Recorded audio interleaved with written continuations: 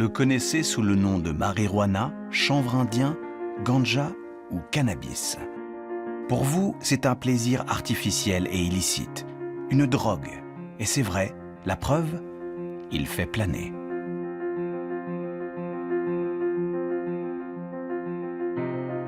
Pourtant, le cannabis possède un autre visage, tout aussi stupéfiant. En tant que médecin et en tant que mère, je pense que ce traitement devrait être pleinement accessible. Dans certains pays, le cannabis a sa place dans les pharmacies.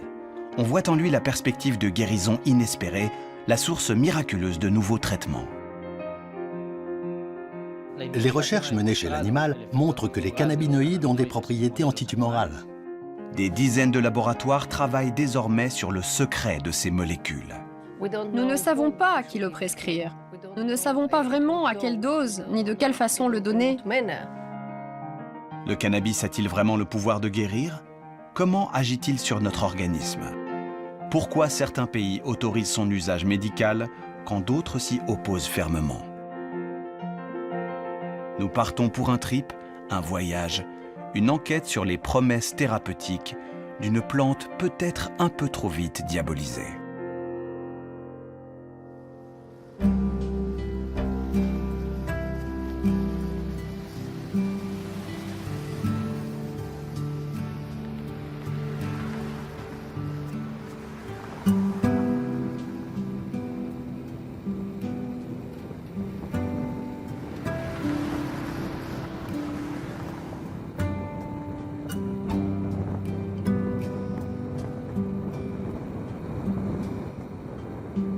Avec la Californie, le Colorado est un des premiers États à avoir autorisé l'utilisation médicale du cannabis aux USA. C'était en 2001. Ici, les pharmacies spécialisées ont pignon sur rue. Elles arborent toutes la célèbre feuille à 5 branches.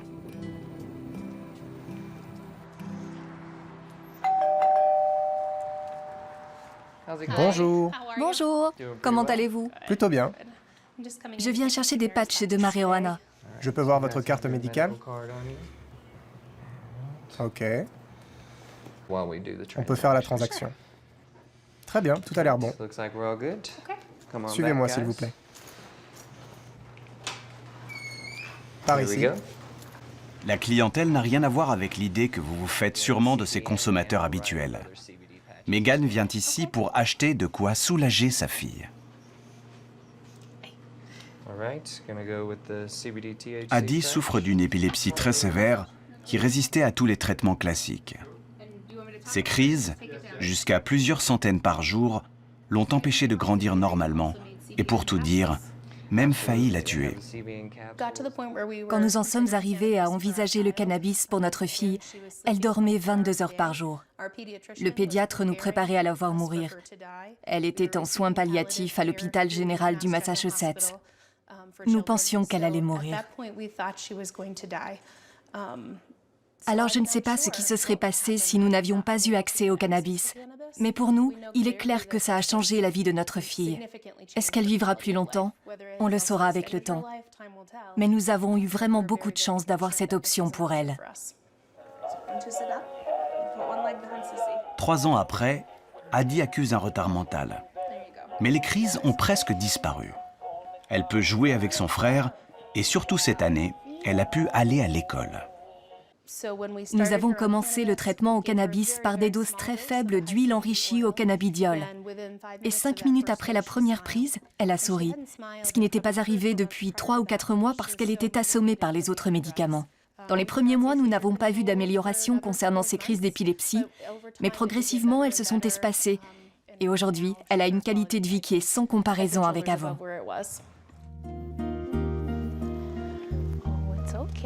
Sweet girl. It's okay. That's my good girl. That's my good girl. Hi. Oh, it's T'as pas froid? Le traitement d'Adi consiste à avaler 2 fois par jour quelques gouttes d'une huile préparée à partir des fleurs de cannabis. On va prendre de l'huile? Prête? Mais évidemment, celles qui sont dépourvues d'effets euphorisants et psychotropes. Bravo, chérie. Tu es une grande fille. Les médecins lui ont prescrit la variété spéciale enfant qui pousse ici dans les serres du Colorado.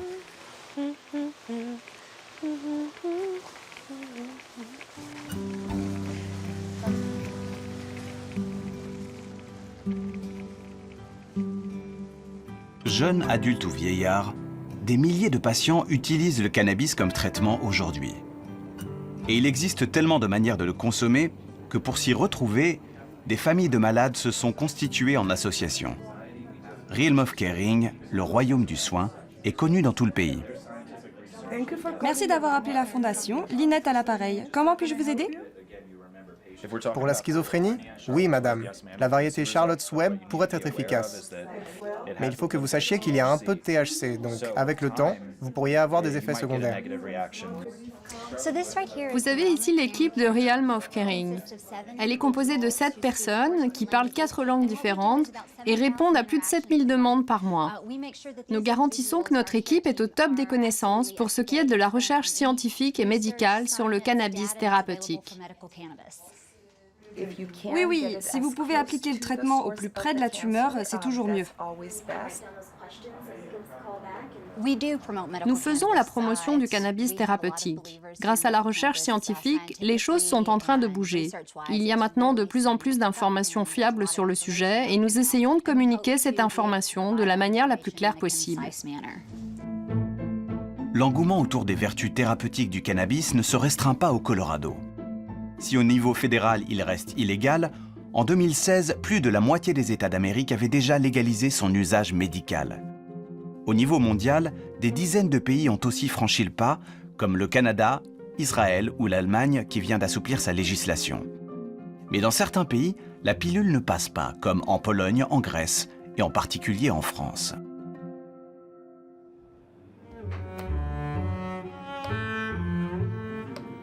Ici, pas de réhabilitation du cannabis, même thérapeutique. Selon l'Académie nationale de médecine, cette plante et ce qu'elle contient n'ont rien à faire dans les pharmacies.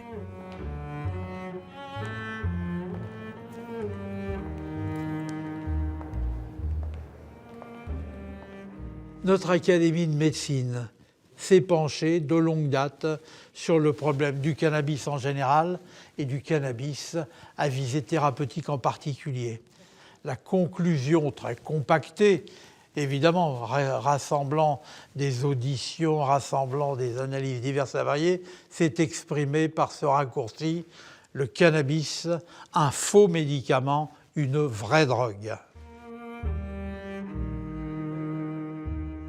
Le fait d'en user pendant quelque temps va installer l'addiction, la dépendance, le besoin d'en consommer d'une façon régulière, avec pour conséquence des perturbations cognitives, des perturbations éducatives, des perturbations de la mémoire. Pour mieux comprendre les conséquences de l'usage du cannabis, des études en imagerie cérébrale ont été menées sur des gros fumeurs. Et les résultats obtenus par le professeur Martineau confirment que la consommation régulière de cannabis impacte le cerveau. Vous pouvez croiser les mains, et là c'est bon. Alors dans le cerveau d'une personne qui a consommé du cannabis régulièrement, c'est-à-dire quotidiennement, on peut observer des modifications de la structure du cerveau, mais surtout de son fonctionnement. Par exemple, nous avons montré qu'il y avait une diminution de près de 20% d'une substance qui régule la transmission entre les neurones. Tout à l'heure, merci. Ces modifications dans le cerveau pourraient expliquer les perturbations de la mémoire, les problèmes de concentration ou d'impulsivité observés chez les gros fumeurs adultes. Mais la principale inquiétude des scientifiques et des médecins concerne la consommation de cannabis pendant l'adolescence. Chez les adolescents, on sait que le cerveau est en plein développement, en pleine maturation, puisqu'il y a un développement très important de la qualité de la matière blanche, les fibres qui relient les différentes parties du cerveau entre elles. Et donc, il y a un risque très important pour le développement du cerveau dont on ignore en réalité les conséquences. Les conséquences du cannabis consommé comme une drogue inquiètent certains médecins sur son utilisation comme médicament. Mais pour le professeur Benyamina, qui a lui-même participé à ces études d'impact, il ne faut surtout pas mélanger les deux. Évidemment, la consommation du cannabis chez l'adolescent pose problème. On le sait, ce sont des problèmes liés par exemple au décrochage scolaire, aux troubles cognitifs, à la concentration, avec un risque petit mais réel lié à des maladies graves comme la schizophrénie. Mais on ne parle pas du cannabis thérapeutique là.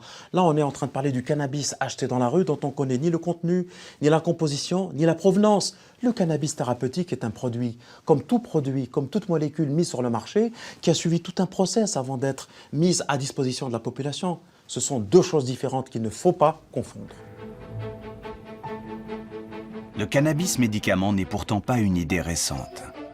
Différentes médecines traditionnelles lui reconnaissent des vertus médicales depuis bien longtemps.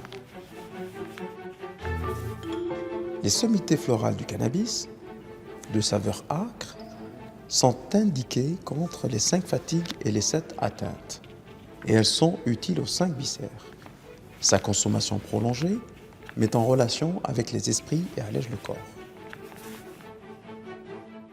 L'utilisation thérapeutique du cannabis, si on fait référence à la médecine traditionnelle chinoise, remonte à peu près un siècle après Jésus-Christ.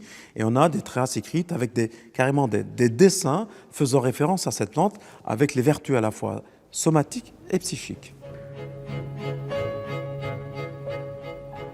Par le passé, on avait l'habitude de mâchouiller le cannabis et de le boire en infusion, et il n'était pas rare qu'il soit fumé, et pas toujours pour des raisons thérapeutiques.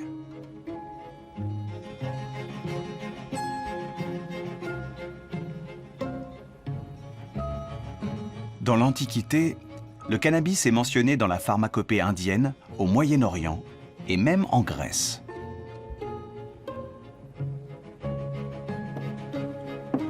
En France, le cannabis a débarqué au XIXe siècle dans les valises des botanistes qui rentraient d'expéditions scientifiques. Et c'est un psychiatre qui l'a rendu célèbre dans le pays, Jacques-Joseph Moreau de Tours.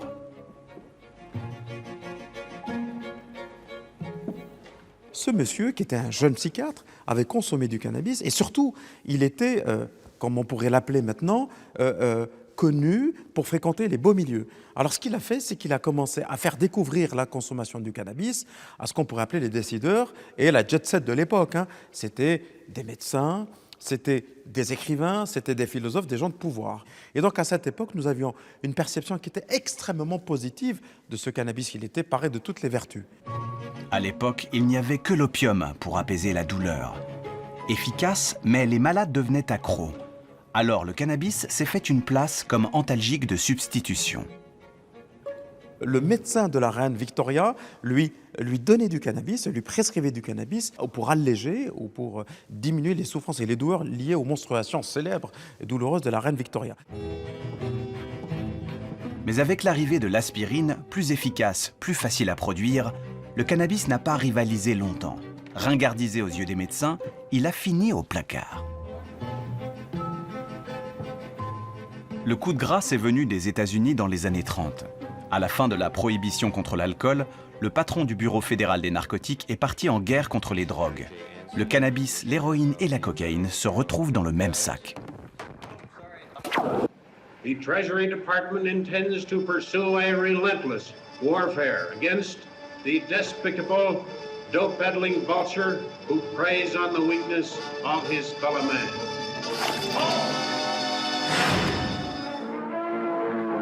Le cannabis fait les gros titres quasiment tous les jours. Affaires de mœurs, crimes passionnels, on lui colle tout sur le dos.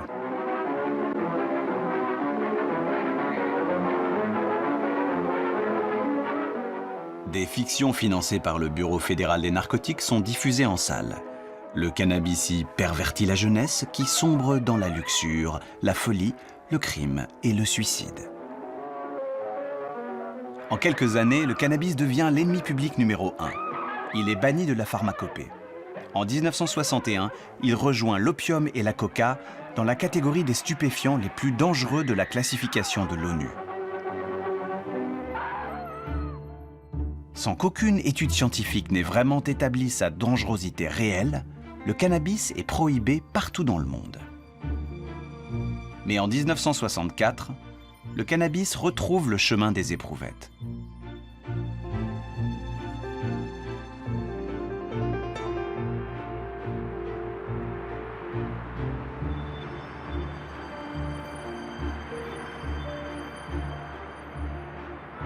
C'est en Israël que la carrière médicale du cannabis redémarre grâce à un jeune biochimiste.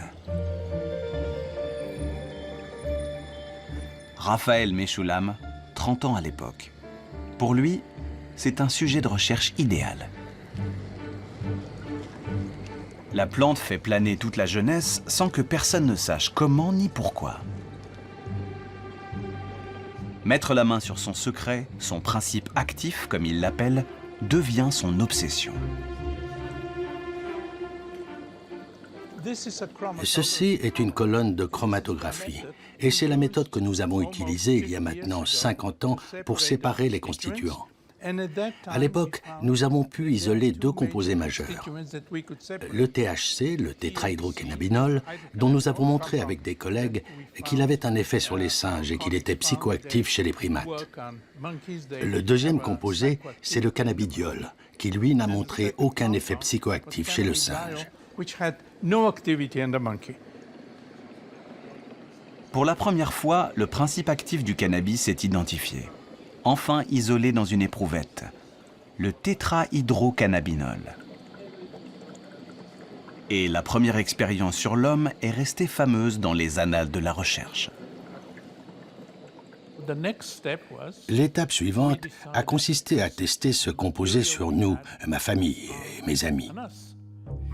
Nous avons donc fait une expérience à la maison. Mon épouse a fait un gros gâteau avec 10 mg de THC et en utilisant 10 mg, nous avons eu des effets assez différents. Mon épouse était dans un fauteuil et avait l'air de rêvasser. Un autre disait qu'il ne ressentait rien du tout, mais il se mettait à ricaner toutes les 15 secondes. Ah ah ah, s'arrêtait et 15 secondes plus tard, ah ah ah. Il y a eu un cas déplaisant. L'une d'entre nous a eu une crise d'angoisse. Il y a donc eu 4 à 5 personnes qui ont plutôt bien réagi et une seule qui a éprouvé de l'angoisse. Et ceci est assez commun.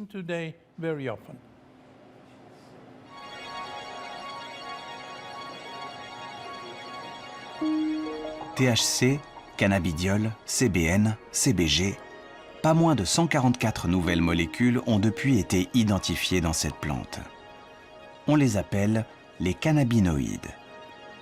Ils s'accumulent dans de minuscules ampoules qui couvrent la fleur et les bourgeons, les trichomes. Et dans la nature, le cannabis est la seule plante à savoir fabriquer ces cannabinoïdes.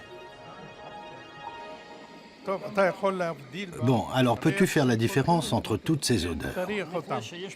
Oui, il y en a plusieurs sortes. Là, c'est surtout du THC, le principe actif. Depuis le début, pour expliquer son effet psychotrope, Raphaël Meshulam a une hypothèse. Le THC doit avoir un accès privilégié à nos neurones. Son intuition est confirmée en 1988. Après que la composition de la plante a été chimiquement, biologiquement identifiée, nous devions comprendre comment elle agissait. Et la première étape a été franchie par une Américaine, Ellen Howlett. Elle a découvert qu'il existe en nous un récepteur. Ce récepteur est activé par le THC. Donc là, nous avions un nouveau mécanisme. Un mécanisme complètement nouveau.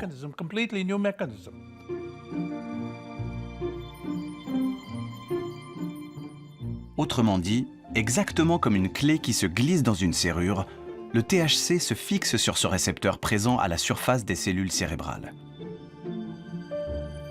La clé tourne dans la serrure et déclenche une réaction en cascade qui prend le contrôle de l'activité des neurones.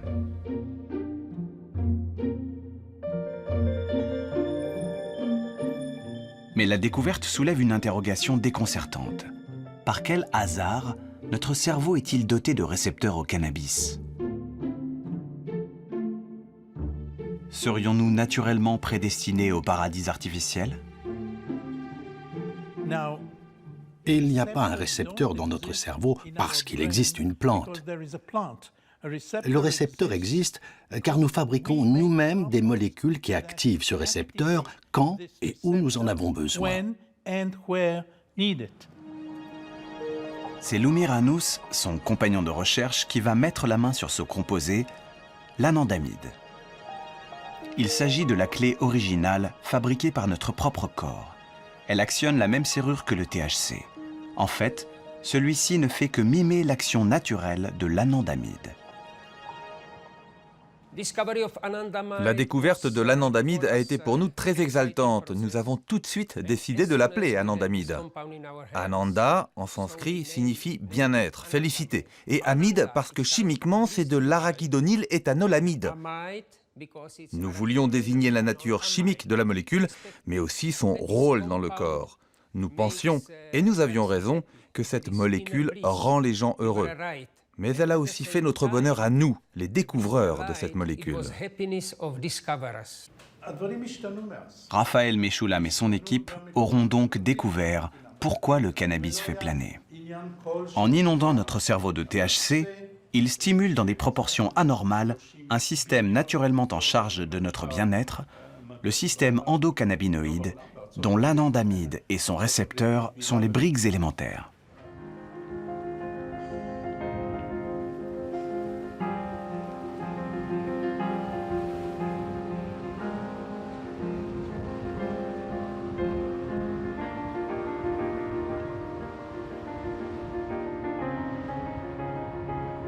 C'est à l'autre bout de la Méditerranée, en Espagne, à Barcelone, que les scientifiques vont prendre la mesure de l'importance de ce système endocannabinoïde.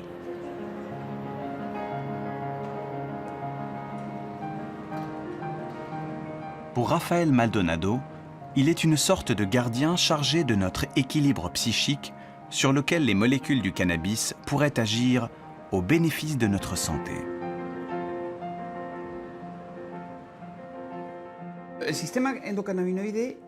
Le système endocannabinoïde est un système de contrôle dans notre cerveau qui va moduler de nombreuses activités pour qu'elles se maintiennent au bon niveau. C'est comme si, au sein de notre maison, nous avions un gardien dans une petite salle dont le rôle était de surveiller ce qu'il se passe.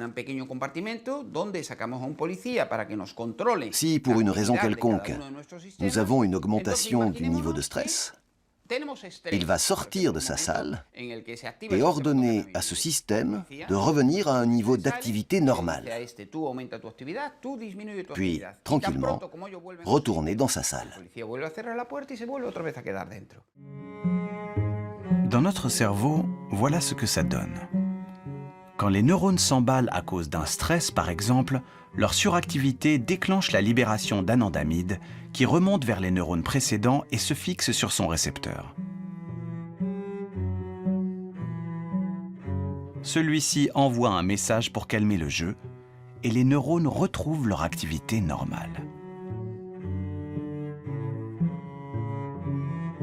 La sensation de stress est apaisée.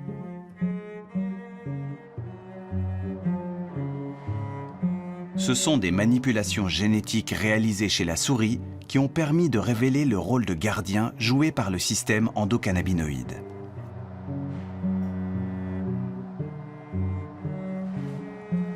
Par exemple, en bloquant ce système chez la souris, Rafael Maldonado a observé une forte augmentation de leur stress. Des tests de mémoire ont montré que cette tension émotionnelle était liée à leur incapacité à oublier les situations désagréables.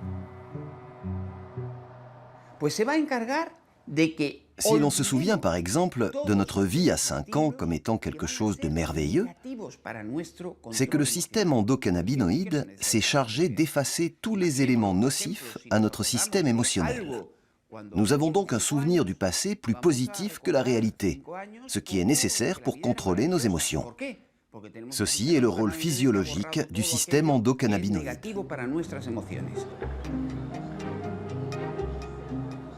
Et ce rôle de gardien, le système endocannabinoïde semble le jouer dans tous les compartiments de notre physiologie.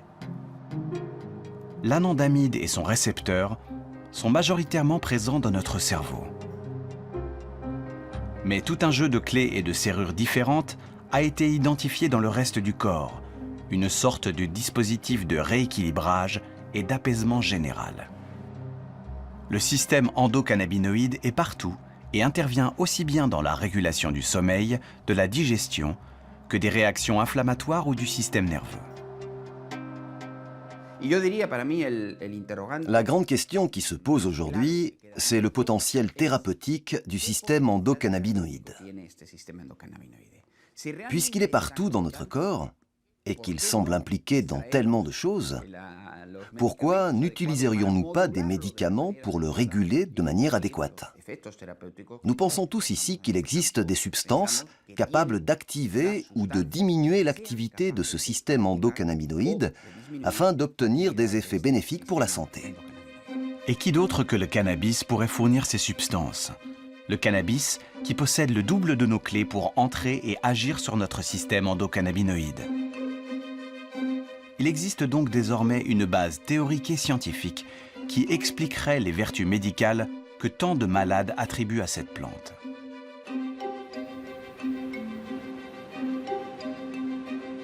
En Israël, l'argument scientifique a déjà convaincu beaucoup de monde. Le cannabis est devenu le produit phare d'une nouvelle filière médicale.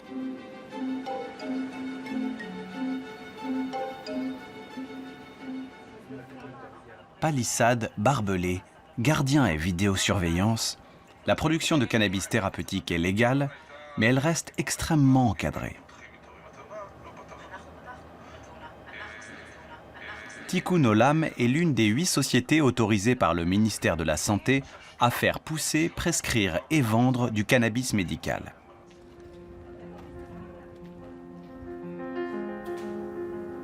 Pour prétendre à une utilisation médicale, la filière cannabis a recruté des botanistes, des agronomes, des horticulteurs et même des généticiens. Les clients sont avant tout des patients. Il s'agit de fournir des produits fiables, sécurisés et homogènes, comme n'importe quel médicament. À Tikkun Olam, nous avons plus de 20 variétés différentes. Par exemple, celle-ci contient plus de 15% de THC. Et nous avons aussi des variétés enrichies au CBD, Avidekel ou Raphaël. Par ailleurs, il y a des variétés comme le Midnight qui contiennent autant de THC que de CBD, à un taux de 15%.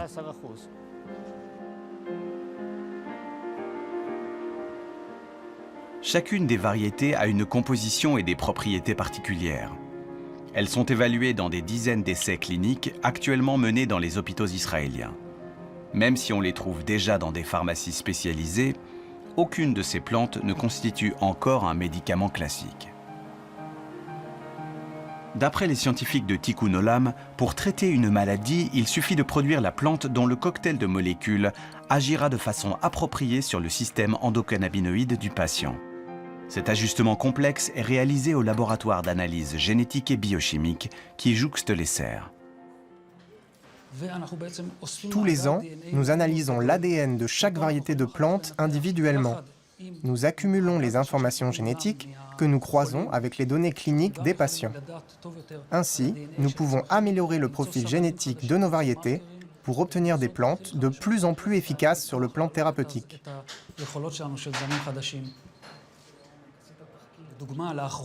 En ce moment, nous nous intéressons au CBG, un cannabinoïde moins connu que le THC ou le CBD. Notre objectif est de produire une nouvelle variété de cannabis qui fabrique beaucoup de ce cannabinoïde, car nous pensons qu'il peut traiter certains cas cliniques. Les premiers tests indiquent que le CBG aurait notamment une activité contre le stress et certaines inflammations de la peau. À travers le pays, plus de 8000 patients atteints de maladies très diverses comme la colite, le Parkinson ou la polyarthrite rhumatoïde ont recours au cannabis produit par Tikkun Olam. Ce cannabis quitte les serres par dizaines de tonnes en sachets, en pilules ou sous forme d'huile, mais le plus surprenant pour une filière médicale est certainement la production de joints prêts à fumer.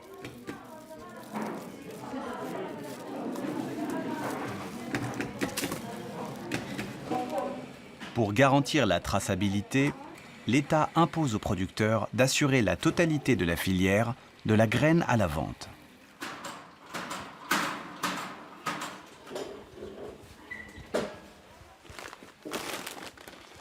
Avec 3 récoltes par an, le site fournit toutes les pharmacies de Tikkun Olam, comme celle-ci au sud de Tel Aviv.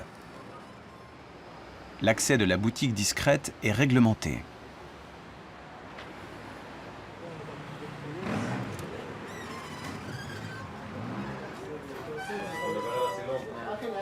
Pour avoir le droit d'entrer et d'acheter, il faut une ordonnance d'un médecin agréé.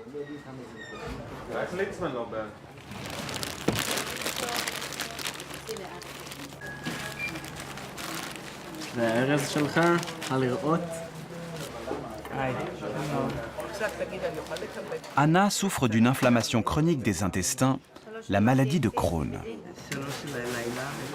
Il y a 2 ans, elle a fait partie des tout premiers essais cliniques pour l'évaluation du cannabis sur sa pathologie. Elle est depuis suivie par un généraliste.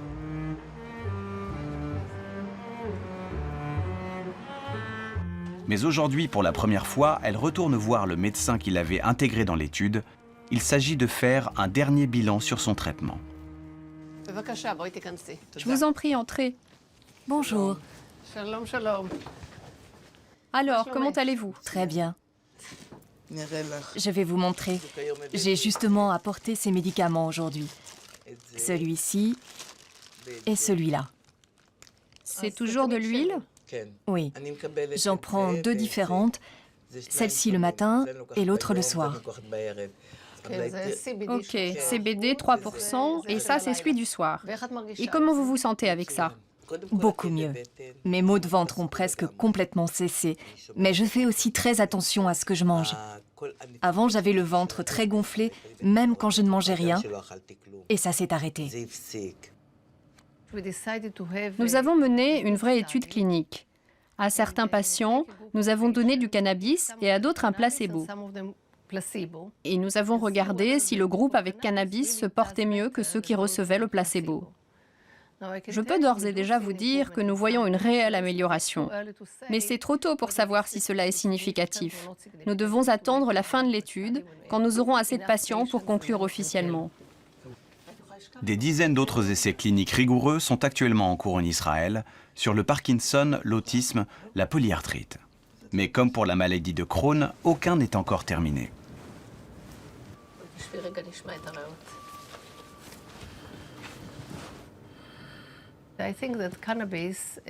Je suis convaincue que le cannabis a un véritable effet anti-inflammatoire.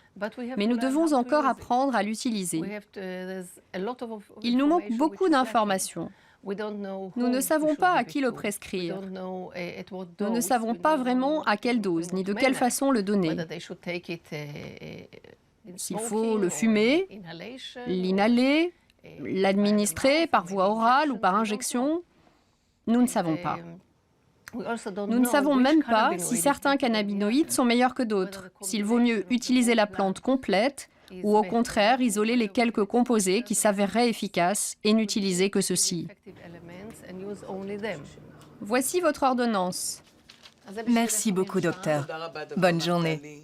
Portez-vous bien. Au revoir. L'un des problèmes quand vous proposez du cannabis thérapeutique, c'est que vous attirez tous ces gens qui ne sont pas malades, mais qui pensent qu'il y a là un moyen facile de se procurer du cannabis de bonne qualité. Donc ils viennent et essayent de vous persuader qu'ils en ont besoin d'un point de vue médical. Donc vous devez repérer les vrais patients comme Anna, que je suivais depuis un moment déjà, et qui à l'évidence ne cherche pas l'euphorie ou à planer. Ce qu'elle veut, elle, c'est juste avoir moins mal. Et de fait, elle utilise le cannabis de manière à rester alerte pour continuer à avoir une activité normale.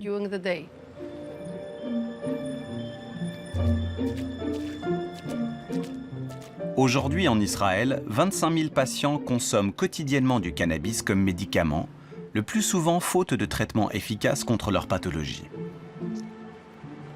Dean, victime de douleurs oculaires résistantes aux antalgiques, s'est vu prescrire une thérapie au cannabis par son médecin qui l'a orienté vers le dispensaire de Tikkun Olam. J'ai des douleurs chroniques. Elles viennent d'une inflammation qui se trouve juste derrière mon œil droit. En plus de la douleur, j'ai aussi un problème de dédoublement de la vue. On m'a fait une biopsie pour vérifier que ce n'était pas cancéreux, mais juste une inflammation.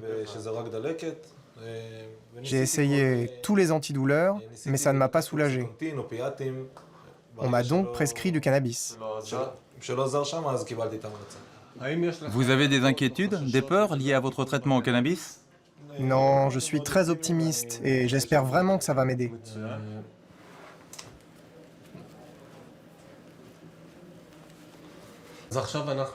Je vais vous montrer comment faire. La première fois, vous ne prendrez que 2 bouffées, pas plus. Vous prenez la cigarette, vous brûlez le surplus de papier, prenez-la dans la bouche. Il faut que vous inhaliez délicatement. Quand vous avez fini, vous posez la cigarette, elle va s'éteindre toute seule. Nous ne poussons pas les patients à fumer, mais dans un premier temps, nous testons l'efficacité du cannabis en cigarette, car un vapoteur coûte assez cher. Si le cannabis s'avère efficace sur le patient, alors on l'incite à vapoter pour éviter les problèmes de santé. Il est vrai que fumer de cannabis rend ses effets plus rapide et plus efficace, et qu'on peut être tenté d'initier un certain nombre de patients très difficiles, des patients grabataires, polymédiqués, qui ne supportent plus aucun traitement à ce type de pratique. Personnellement, en tant qu'addictologue, eh bien, en dehors du caractère thérapeutique du cannabis, on parle bien du caractère thérapeutique, le fait de fumer, eh bien, c'est mauvais pour la santé, parce qu'il y a des produits de combustion, il y a la gestuelle, et ce n'est pas quelque chose que je vais, pour ma part, cautionner. Les résultats préliminaires des essais cliniques, le témoignage des patients, la conviction de leurs médecins plaident en faveur des vertus du cannabis en tant que plante médicinale. Mais pour gagner ces galons de médicaments, il lui manquait une preuve solide, scientifique, de l'efficacité de ces principes actifs une fois purifiés et isolés chimiquement. Justement aux États-Unis, le cannabidiol pur, dépourvu d'effets euphorisants et psychotropes, vient de faire la démonstration de son efficacité sur les crises d'épilepsie. Elizabeth Thiel, du Massachusetts General Hospital de Boston, a dirigé les essais cliniques. Sur 250 enfants, près de la moitié ont vu leurs symptômes régresser ou disparaître. Même avant les résultats de l'essai, je savais que c'était efficace. Car depuis environ 2 ans, nous avons une 50aine d'enfants en traitement. Cela ne fonctionne pas pour tous. Ce n'est pas le remède miracle. Mais clairement, beaucoup de monde pourrait bénéficier de ce médicament. Ce traitement sera probablement approuvé aux États-Unis par la FDA cette année ou l'année prochaine. Parce que les résultats sont aussi bons et même meilleurs que ceux obtenus pour les médicaments qui ont été approuvés ces 15 dernières années.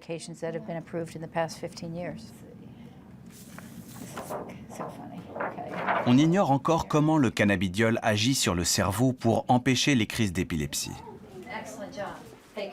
Mais utiliser une molécule purifiée était sa seule chance de passer pro chez les médicaments. Il est très important de faire la différence entre le traitement que nous utilisons depuis 3 ans, l'Epidiolex, qui est du cannabidiol pur, et le cannabis médical. Et la différence, la voilà. Le cannabis est une plante complexe, comme toutes les plantes le sont.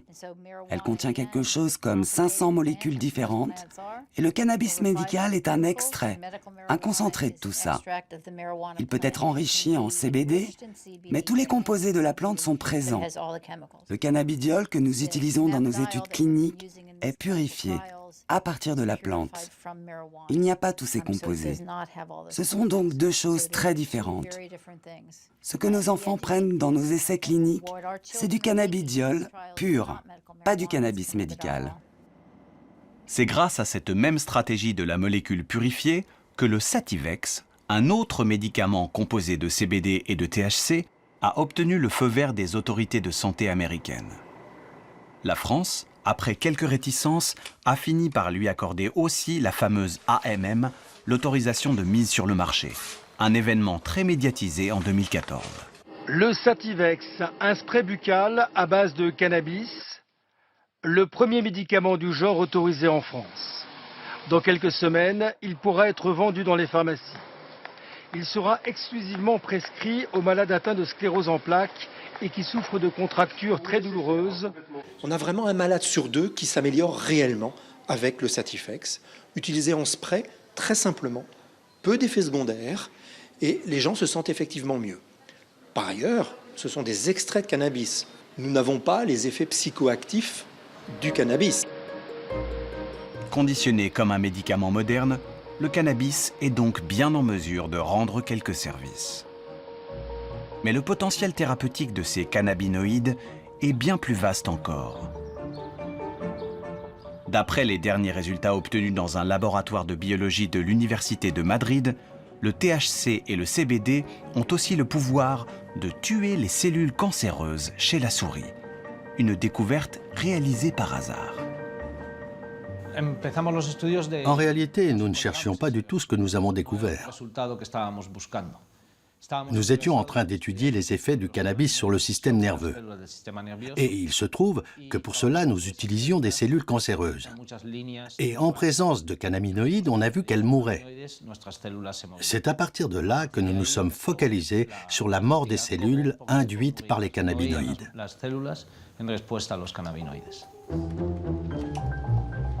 La découverte des propriétés antitumorales des cannabinoïdes a fait décoller la carrière de ces 3 scientifiques. Car les cellules saines, elles, ne semblent pas affectées par le THC et le cannabidiol. Ce que nous avons découvert, c'est que pour provoquer la mort des cellules tumorales, les cannabinoïdes doivent se fixer aux récepteurs de cannabinoïdes des cellules tumorales. Ces récepteurs sont parfois plus nombreux sur les membranes des cellules cancéreuses que sur celles d'une cellule normale. Donc, les cannabinoïdes à taux élevé de THC qui se fixent sur les cellules cancéreuses déclenchent toute une série de réactions au niveau de la cellule. Les points verts que vous voyez ici correspondent à de petites vésicules d'autodigestion. Autrement dit, ce sont des structures qui sont capables de digérer la cellule. Et ce que nous avons constaté, c'est que les cannabinoïdes activaient le processus d'autodigestion, l'autophagie, de manière tellement forte que cela conduisait à la mort des cellules tumorales. Les cannabinoïdes poussent donc les cellules cancéreuses à se digérer elles-mêmes et donc à s'autodétruire. Un processus terriblement efficace puisque chez la souris, il fait régresser les tumeurs cérébrales. Dès les premières publications dans Nature Médecine sur les effets du cannabis contre le gliome, qui est un cancer cérébral, beaucoup de laboratoires ont lancé des recherches sur les autres types de cancers. Le cancer du sein, le mélanome, le cancer du pancréas, de la prostate, etc. On est passé d'un seul laboratoire travaillant sur les propriétés antitumeurs des cannabinoïdes à une 50aine de laboratoires dans le monde, au minimum. Mais la vraie question aujourd'hui, évidemment, est de savoir si les cannabinoïdes sont aussi efficaces dans le traitement des cancers chez l'homme. Est-ce que ça fonctionne chez les humains? On n'en sait rien pour l'instant. Il existe des cas anecdotiques, relatés sur Internet pour la plupart, mais très peu de sources scientifiques. Nous manquons encore de données précises sur des sujets humains. À l'heure actuelle, nous y travaillons, mais nous ne savons pas encore si cet effet existe chez l'homme. Vous comprenez peut-être mieux maintenant pourquoi autant de gens militent pour la légalisation du cannabis médical. Les espoirs qu'il suscite sont nombreux et certains au moins sont fondés scientifiquement. Pourtant, en France, le Sativex, bien qu'autorisé depuis 2014, est toujours introuvable en pharmacie. L'administration qui a délivré l'autorisation de mise sur le marché, l'AMM, considère que son efficacité est insuffisante pour accorder le prix de remboursement réclamé par le fabricant. Depuis, c'est le bras de fer entre l'industriel et les autorités de santé pour trouver un tarif acceptable pour tout le monde. Si ce médicament, puisqu'on va même utiliser ce terme, avait un caractère irremplaçable, Pensez-vous que 2 ans après avoir à marche forcée obtenu l'AMM, il ne serait pas déjà commercialisé? Le médecin, s'il avait cette conviction, serait le premier à pousser les feux pour que cette commercialisation se fasse le plus rapidement possible. La commercialisation de tout médicament donne lieu à d'âpres négociations entre autorités de santé et industriels. Mais concernant le Sativex, l'argent ne serait pas la seule raison du blocage. Je suis convaincu que si on était dans une situation différente avec un produit différent qui ne contient pas du cannabis, ça fait bien longtemps qu'on aurait trouvé une solution. En France, ce type de blocage autour du cannabis médical empêche les malades d'accéder à des traitements qui pourraient les soulager. C'est pour cette raison que chaque année se tient à Strasbourg un colloque d'information sur la recherche médicale consacré au cannabis. Bertrand Rambaud est l'un des organisateurs.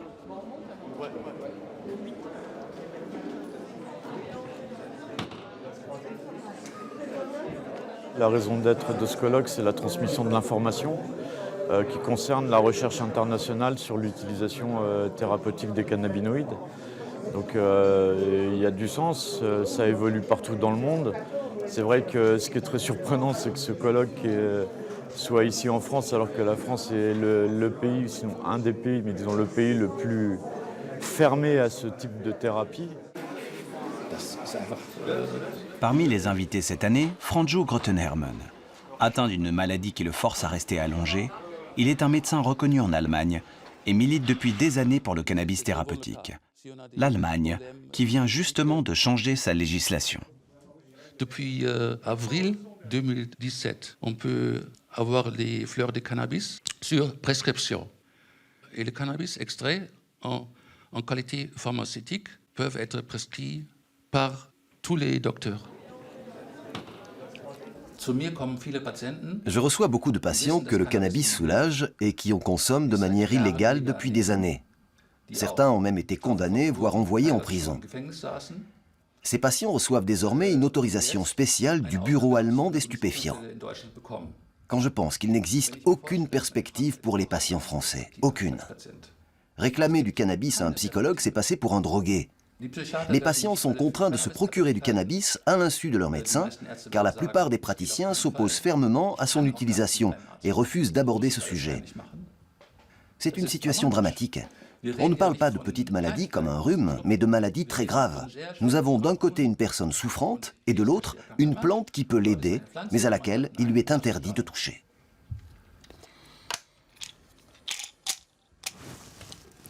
Bertrand fait partie de ces malades que la loi empêche de se soigner. Il souffre du sida et depuis 30 ans, il n'a trouvé que le cannabis pour supporter les effets secondaires de sa trithérapie. Faute de fournisseurs légal et officiel, il fabrique lui-même, en toute illégalité, ce qu'il appelle son médicament personnalisé.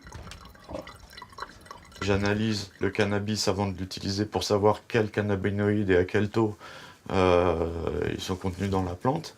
Et après, voilà, je fais mes extractions et je les utilise à bon escient, c'est-à-dire que c'est pas pour fumer. Voilà, à peu près, tu vois, la valeur de ça.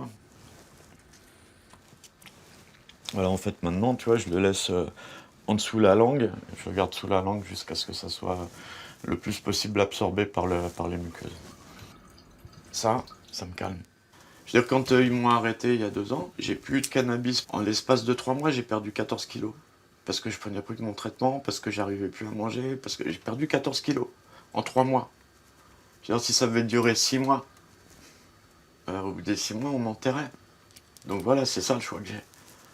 Le choix, c'est ça, c'est être dans l'illégalité et vivre, ou parce que ben voilà, je peux prendre mes traitements, ou être dans le cadre de la loi française, et puis je m'assois sur mon canapé, puis j'attends que la mort vienne.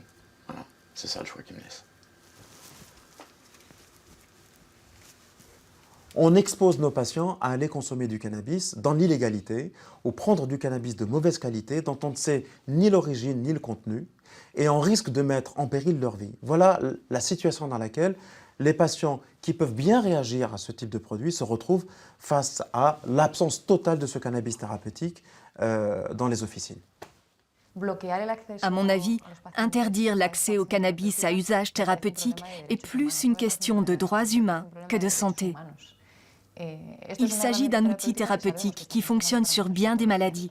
Et surtout, on sait que ses effets secondaires sont vraiment minimes, réversibles, et qu'il n'y a aucun symptôme majeur susceptible de nuire à la santé des patients.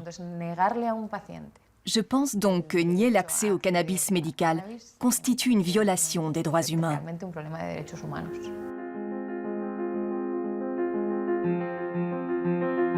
Le cannabis n'est pas la panacée ou une plante miracle, mais ces cannabinoïdes que la science a découverts sur le tard font peu à peu la démonstration de leur efficacité pour un nombre grandissant de pathologies lourdes et handicapantes. Mais être malade ne suffit pas toujours pour pouvoir se soigner. Il faut aussi parfois être patient.